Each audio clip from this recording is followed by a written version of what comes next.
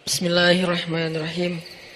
Assalamualaikum warahmatullahi wabarakatuh.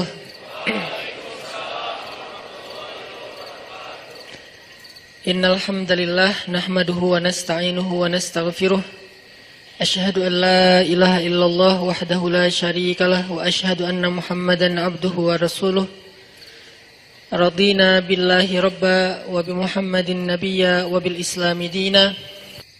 Allahumma salli wa sallim wa barik ala sayyidina Muhammadin wa ala alihi wa sahbihi ajma'in. Rabbi syrah li sadri wa yassir li amri wahlul 'uqdatan min lisani yafqahu qawli. Teman-teman sekalian yang dirahmati Allah Subhanahu wa taala, yang semoga selalu dijaga hatinya oleh Allah Subhanahu wa taala agar selalu thiqah billah, agar selalu percaya dan yakin kepada Allah Subhanahu wa taala. Karena kelemahan kita itu berawal saat kita mulai meragukan Allah. Dalam segala dinamika hidup, kita selalu butuh Allah. Kita butuh Allah ketika Allah kasih kita ujian, bahkan tetap kita butuh Allah ketika Allah kasih kita nikmat. Kalau kita butuh Allah saat diuji, agar kesabaran kita terjaga. Karena orang yang tidak ditemani atau dibersamai oleh Allah Subhanahu wa taala ketika dia sedang diuji, maka dia akan mudah untuk berkeluh kesah, bahkan berputus asa. Kebersamaan Allah kepada dia saat dia diuji itu adalah Allah Subhanahu wa taala menghibur hatinya. Allah Subhanahu wa taala menenangkan hatinya. Allah Subhanahu wa taala menghidupkan hatinya dengan nikmat iman. Ala bidzikrillahi tatmainnul qulub. Innamal mu'minun idza dzukirallah wajilat qulubuhum. Bukankah dengan mengingat Allah hati menjadi tenang? Dan orang yang beriman apabila diingatkan dengan nama Allah, disebut nama Allah, maka hatinya akan bergetar. Ini bentuk Allah membersamai hambanya ketika dia dalam keadaan diuji. Allah menghiburnya dengan kalimat, Alam yajidka yatiman fa'awa, wa wajadaka dhallan fahada, wa wajadaka ailan fa'aghna. Allah menghiburnya dengan kalimat, Inna a'tainakal kautsar. Allah menghiburnya dengan kalimat, Kalla saya'lamun, summa kalla saya'lamun. Allah menghiburnya dengan kalimat, La tahzan, innallaha ma'ana. Ini adalah ketika Allah membersamai seorang hamba saat dia dalam keadaan diuji. Allah membersamai hamba juga ketika dia dalam keadaan diberi nikmat. Karena tanpa itu, maka seseorang akan jatuh justru kepada dosa-dosa karena dia mendapatkan banyak kenikmatan hidup. Kalau Allah Subhanahu wa taala tidak menjaga dia saat dia diberi nikmat, maka nikmat itu justru menjadi jalan bagi dia untuk terjerumus kepada banyak dosa. Justru nikmat itulah yang menjadi penghalang bagi dia untuk mengingat Allah. Karena dia sibuk menikmati hidupnya, akhirnya dia terhalang dari mengingat Allah tepat waktu. Sibuk menikmati hidupnya, terhalang dari Allah untuk bangun tengah malam. Karena dia tidurnya larut. Kenapa tidur larut? Karena terlalu banyak yang harus dia nikmati sebelum tidur. Dia bisa makan-makan, dia bisa jalan-jalan, dia bisa ngopi, dia bisa ketemu teman, dia bisa belanja. Bahkan dia nunggu midnight sale untuk bisa menghabiskan nikmat yang Allah kasih kepada dia.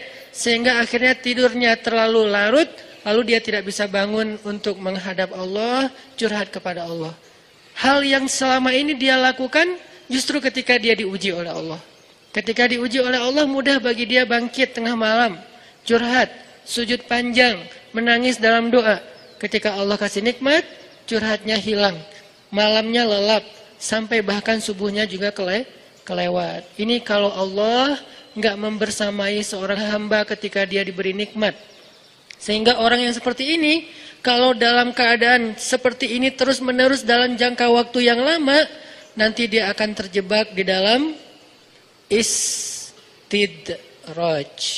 Setelah sekian lama, tapi nggak boleh kita baru ngelihat orang dapat nikmat, wah istidraj itu, nggak boleh.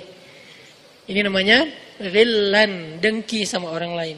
Nggak mau ngelihat orang dapat nikmat itu nggak rela gitu, langsung dijudge istidraj, hati-hati.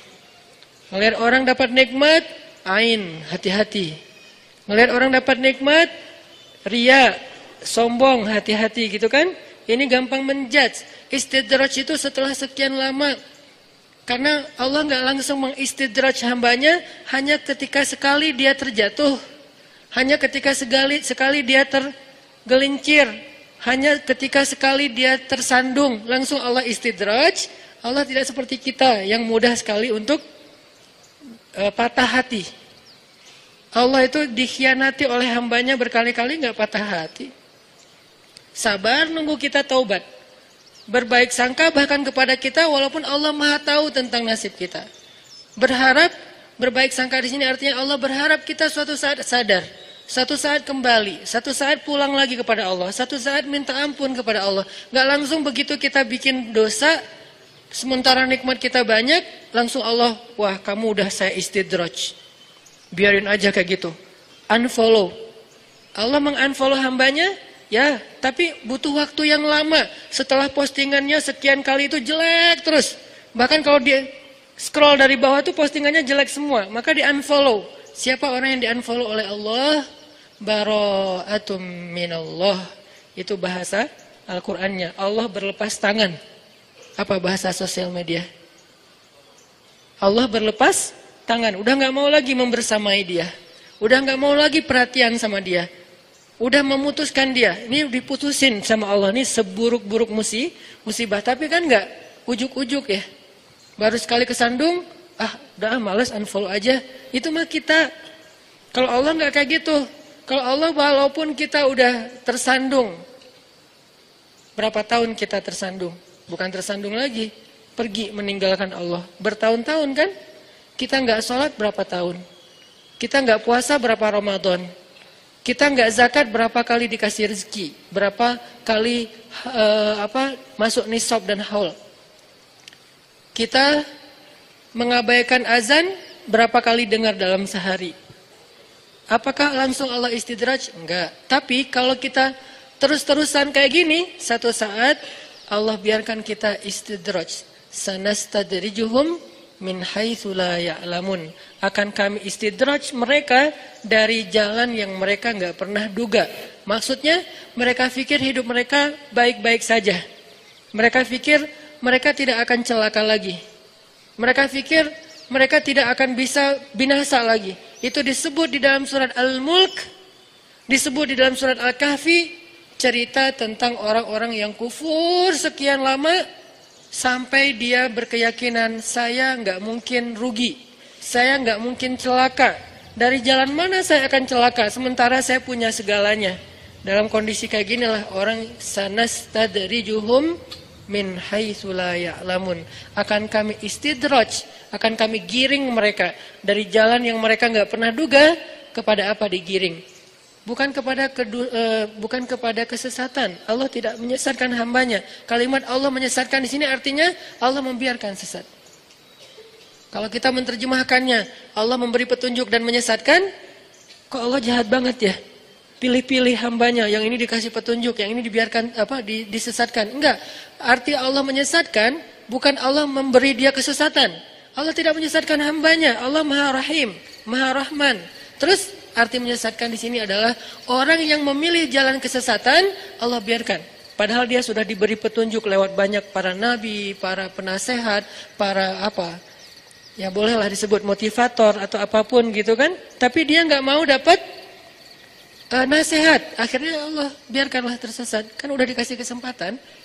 Ini artinya sanastadrijuhum min haitsu la ya'lamun. Artinya orang itu akan Allah giring kepada kerugian. Kalau bahasa surat Al-Baqarah, Ulaikal ladzina ishtarawud dhalalata bil huda fama rabihat tijaratuhum tijarah mereka, dagangnya mereka, hitung-hitungannya mereka, transaksinya mereka itu fama rabihat, enggak ada rabahnya, tidak ada untungnya.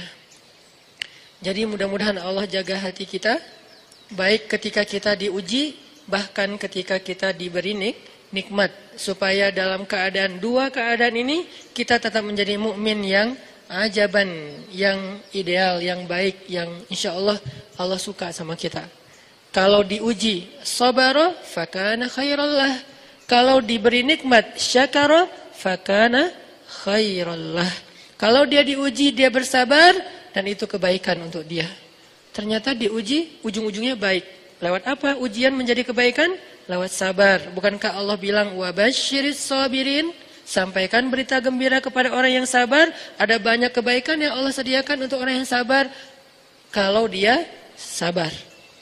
Dan kalau diberi nikmat syakara. Kalau diberi nikmat dia bersyukur. Fakana khairallah. Kenapa nikmat kok menjadi kebaikan? Karena maksud nikmat dan kebaikan kan nikmat itu udah kebaikan. Kenapa ditambah kebaikan? Maksudnya dengan dia bersyukur, Allah tambahkan kebaikan itu. La in syakartum la azidannakum. Jadi orang beriman itu kayaknya hidupnya tuh nggak ada, harusnya sih nggak ada bete-nya. Hidupnya tuh nggak ada istilah, aduh hari ini gue kayak rugi banget nih. Nggak ada orang yang beriman rugi. Mau dia dalam keadaan, kan hidup kita tuh di antara dua itu kan. Kalau cuman varian ujian itu aja macam-macam. Varian ujian itu misalnya kalau di surat Al-Baqarah Allah menyebutkan 3 varian ujian kan. Ba'sa, dharra, zulzilu. Ujian fisik, ujian harta. Harta ini termasuk karir, kerjaan, usaha, bisnis. Dan ujian zulzilu, ujian perasaan, termasuk diputusin, atau orang yang dekat sama kita jadian sama yang lain, atau mungkin di-unfollow oleh, ya gitu deh. Saya kalau udah ngebahas bab ini agak gimana gitu. Jadi 3 varian ini masuk kategori apa? Masuk kategori ujian, tetap aja 2. Kalau nggak ujian nikmat, antara 2 itu nih. In asabathu sarra syakara wa in asabathu dharra sabara. Udah gitu aja. Dan nanti bahkan sampai ayatnya gini. Alladzina yunfiquna fis sarra'i wad dharra. Orang yang tetap beramal soleh lewat hartanya dalam keadaan dia berkelebihan atau dalam keadaan dia kekurangan. Itu mukmin, keren banget gitu. Dia tuh nggak pernah kehilangan kesempatan berbuat baik. Baik berbuat baik. Gimana nih? Baik beramal soleh ketika dia dalam keadaan dikasih nikmat, maupun beramal soleh ketika dia dikasih ujian, tetap aja beramal soleh. Contoh yang ayat tadi, yunfikuna fis sarra, berinfak dalam keadaan sarra, dalam keadaan bahagia, senang, lagi dapat untung gitu kan. Ataupun yunfikuna fid dharra, tetap berinfak walaupun dia dalam keadaan dharra, dalam keadaan susah. Dalam keadaan dhar itu kan bahaya. Ini kalau saya infak nih bahaya nih buat saya nih. Kalau saya kasih nih saya kayak nggak ada tabungan buat mahar nih. Kalau saya kasih ke dia, terus saya gimana? Gitu kan? Ini dhar banget nih, bahaya banget nih. Tapi dia tetap berinfak. Siapa yang mencontohkan hal seperti itu? Selain pastinya Rasulullah udah nggak diragukan lagi. Yang jadi kayak simbol berinfak walaupun dia butuh.